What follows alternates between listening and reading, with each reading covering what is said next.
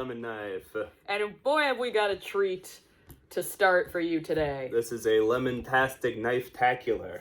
A lemon-tastic knife-tacular where we Part talk one. about our own songs. Because we're full of ego.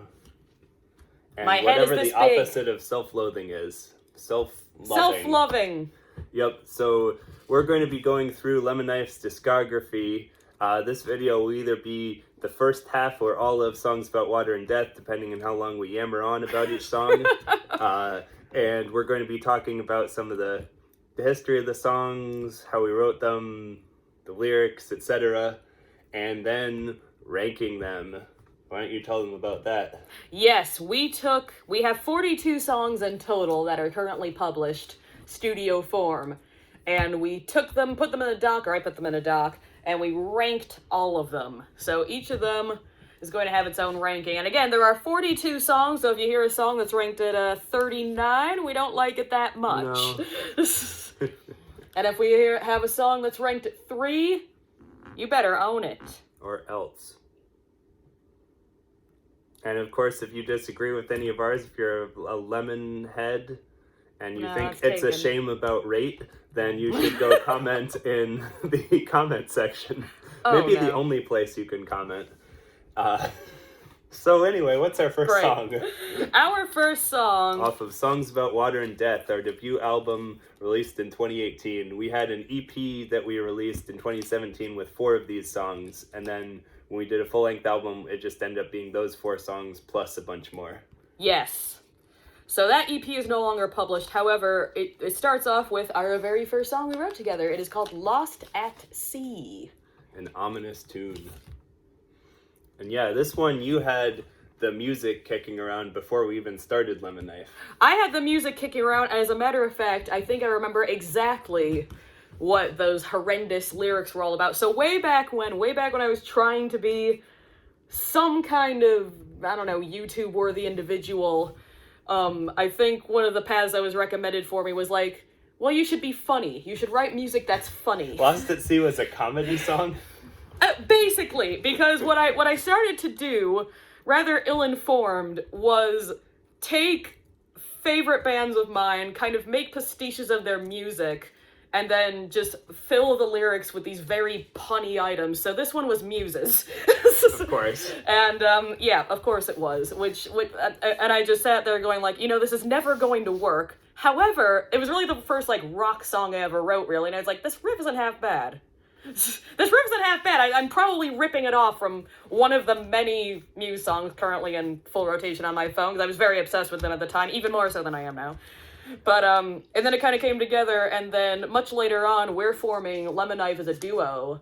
And I remember this music I've got kicking around, and it's just like, we can make a real song out of this that isn't full of puns and... Yeah, and then that one was the first and the only one where we wrote the lyrics, at the same time sitting in the room together. So we were just kind of sitting there, and, I think I had, the first phrase, then we filled in some phrases, and we just kind of wrote the lyrics, collaboratively. And it turned out to be a hell of a lot darker than it started out. Yeah. But, do you remember any of the original lines about Muse? Oh, God. What did you rhyme Bellamy with? No. I didn't mention any names, but I think I must have used Muse as a noun at some point. I'm sure I used the adjective supermassive. Yeah, that sort of weak material. Yeah, yours are a lot better. But and this has been for a long time our only ever set closer. Now it kind of comes in and out. Sometimes it's earlier, but I think we both like it a lot. So what do you have it at as your rating? I have it at number 1. It is my favorite of the Lemon Knife songs. I just love it to bits. I love what we made out of it. It's a great history. It's a great, just the memory of writing the song together. I mean, it's a lot attached, but I think it's also just a good song. I think it's number 12 for me. I like it a lot. Maybe if the toms were higher, it would be even higher. That's my only regret with it. I tried to rate these songs as distant as possible from, any dissatisfactions we may have had with either how they were recorded or, something we did in the studio or just as songs, but I know what you mean. Definitely a great song, though, and great little structure.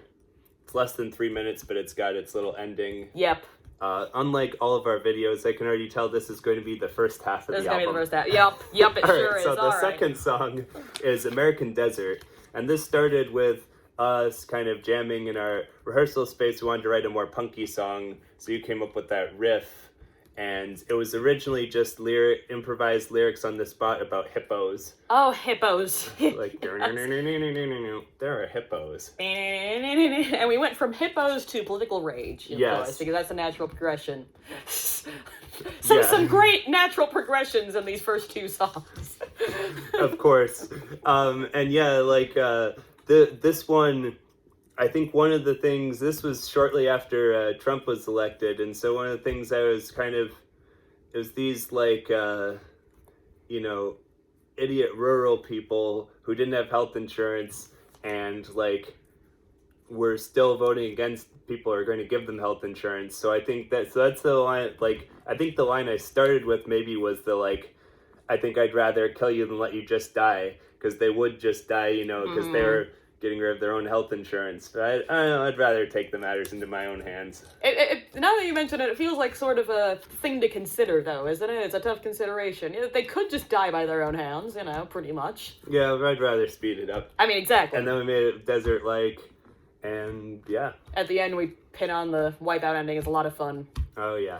All right, so what did you rank this? I rate this 17. I ranked it 18, so we basically completely agree. Yeah. And next up is Cold Burn. Cold These first Burn. three, I think, were all in our EP. I believe so. This one is our one about the asexuality. And so, yeah, I wore the shirt. And so, basically, did this one start with the lyrics or the music? I think the music, but then I think you had the idea for the lyrics kicking around. Yeah, and you because I thought there aren't many songs. There are definitely more songs about being gay or trans or such than there are about being ace. So I thought it would be a good kind of like, be good to have a song about that, and so I wrote that, and it's become our most popular Spotify song. It shocks me how many ears it reached, really. Like, yeah, I mean, part of it was they aggressively marketed it to the asexuality Reddit, but like, that's only gonna go so far if it doesn't pick up, so I thought... If it isn't good on its own merits, it wouldn't do it, yeah. I mean, exactly, and just, I guess, people picking it up, people having a song that's kind of about them, sort of thing, it's rare, you know.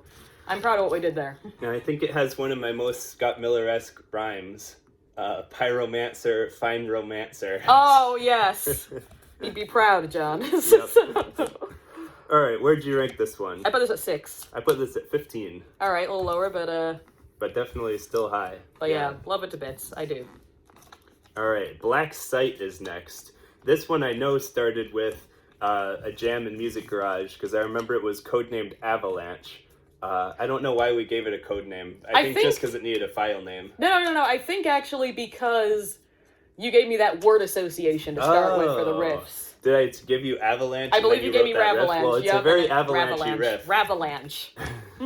Yeah, it's an avalanche at a ranch. A ravioli? A ravioli avalanche at a ranch. Just envision that in your head. It's like Cloudy Like the Chance of Meatballs, but like very specific. Anyway, though, but yeah, that's how that actually came about, and so we should do that more often. We haven't done that in a bit. Yeah, that's a nice, like, kind of rooting place for a song. I think I kind of improvised that as soon as you said it, and so definitely, I think you came with your drums and made it more avalanche. You go, yeah, very, like, aggressive, like, Dave Grohl-esque intro there. I think one of our very first reviews picked up on, like, the whole breed thing going on with that. Yeah. And then it kind of and then I like how it kind of does that, like, triangle shape where it kind of like, especially I like how the ending, like it kind of goes like A, B, and then the verses and choruses, and it goes like B, A for the outro. Like it kind of does the reverse of how it came in and ends with the really aggressive part again. I always think of it as a palindrome. Yeah. This is another one of these ones where every time we play it, I feel like it would be very easy for someone to misinterpret the lyrics.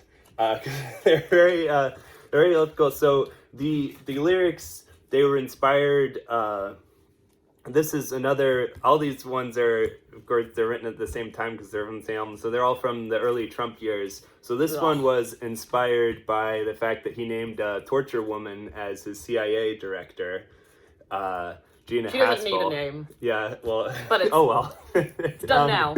And so this is kind of, I decided to, I wrote some of the lyrics trying to be like REM, and then the other thing I did with it was I wanted to anti-typecast us. So in the song, our roles are, Mia is the sadistic CIA director who's kind of like recruiting me, and I'm like the new trainee who's like horrified by the things that are going on. I mean, you're also inspired by the fact, you know, Gina Haspel is a woman. You often think women are the ones like doing all these horrible torture things, but and then she comes along, yeah, everyone's capable. Everyone's of evil. capable, yeah. And so the lyrics are just kind of like, I'm there, I'm kind of on board but skeptical, and then slowly I get more and more horrified as I see the things they're doing. But then, of course, if you just hear it, you might think it's pro-torture, because we kind of like, you know, half of your lines are from the perspective of the CIA person. And we have the pre-choruses, we need to make sure this never happens again, with the idea being that before the first chorus, it's like, we're on the same page. We're both saying, you know, like the 9/11 type attack can't happen again. And then before the second chorus, I'm like, you're still meaning that, and I'm meaning like this torture thing. Yeah, it's a nice twist of to make a single sure that statement. never happens again. Now that being said, I think that's just a classic thing every remotely rock band goes through. Like, someone takes their, you know, like Slayer, for instance, I think someone was just jabbering about, like, Slayer is anti-war and anti all of these things they reference in their lyrics, and then people kind of pick up on this, you know, blood and gods and angels of death, and they're like, oh, these people are so violent, and, you know, we're gonna have to ban them from all the CD stores. And it's just a tale as old as time, so I wouldn't feel too bad. And what do you rank Black Site? 11. Number 9 for me. Oh. We didn't plan that. No. All right. So our next up, we've got a weird oddball in the Lemon Knife category. This is our Psychedelic number. Yes, probably the closest we've ever gotten. Maybe it's a little bit later on, kind of approached that realm, but this is Not on Mars, song number 5 from Songs About Water and Death. So at the time, I had a guitar with a... Oh, God. So at the time, I had a guitar with a chaos pad in it. I'm just coming across like the biggest fucking fangirl that ever lived. This was like 5 years ago. Yeah, a whole 5 years ago. I was 23. Is that like a Muse thing? Yeah. Also? Okay. God. Yeah, that's the whole thing. This song doesn't really sound like Muse, though. No. But like, this is how the kind of whole effect thing came about, because there was this big like reverb delay in this chaos pad that I was screwing with, and I think I made a mistake trying to learn Run Like Hell, actually, and that started... Run Like Hell being by Pink Floyd, obviously, for those that aren't already aware. Go listen. And that kind of started this... No, that's a good song. I just couldn't resist. I know. But that started that whole riff, and I kind of always feel like I have to apologize to David Gilmour before I start playing that one, whenever we happen to play it, which is not terribly often these days, but so we need the special stuff and the guitar. The thing. I mean, you can reproduce that without the silly chaos pad in the body, but you know, still you also gotta lug the guitar around and things. But I definitely appreciate the kind of atmosphere we created here. And then John came up with the idea of just this super simple, like, Talking Head style lyric. Yeah, I was thinking, like, mood wise, what I was going for was the Flaming Lips. Because they have that kind of similar thing where it's like, it's kind of wacky in a sense. Like, it's like this childlike sad. Yeah, childlike sad. The melancholy thing to it. So they're just listing off the things that aren't on Mars that they miss, like they're an astronaut or whatever. And, you know, it's like the whimsical things like whales, farts, jails, and then whores, and then it ends with like you. And like various other things, hearts. Yeah, so it's very, very like Flaming Lips and that kind of blend of goofy and sad. Yeah. So yeah, what do you give this one? I give it a 25. 29. Like, very solid, but not up there in the upper echelons, you know. All right, this next one, I don't know how many other, I think there's only maybe one other we did like this, but this one actually started with a drum beat. That's I came right. up with, where it was kind of like doom ding ding doom ding, like the kind of It's big bouncy kinda. this right hand kind of crossing over to the snare from the floor tom, and then it kind of had that like, it almost sounded slightly like Mary, so we made it kind of like a twisted pub song. Yeah, like a kind of thing that would be one of those like dark folk tales. It would be like, yeah, I don't know. It would be gothic Dropkick Murphys or something. I don't know. Yeah, Gothkick Murphys. Gothkick Murphys. I'm not sure I want to envision this, but this is what it would sound like if they existed. And so it just kind of has all that like medieval imagery with the vagabonds and the upright faces and yeah. such. But then the whole thing is attacked by sharks. Turns out the oh yeah the party hosters, they're sharks. The hosts are sharks and they eat everyone. Yep. And then I don't know, the moon drops or something and everyone's back to human form. Oh yeah, I think what I was going for the implication at the end is like that the hosts or maybe like the town kind of sanctions this, like they have an agreement with the sharks of like they feed them a few unsuspecting people and then that's their payment for the year and they stay away from the town. That's so right. Like the lottery or whatever. It's a nice big storybook of a something. I don't know. All right, what'd you rank this one? I ranked it 27. I ranked it 20. All right. And that will do it for this half. So we will see you next see half. You next time.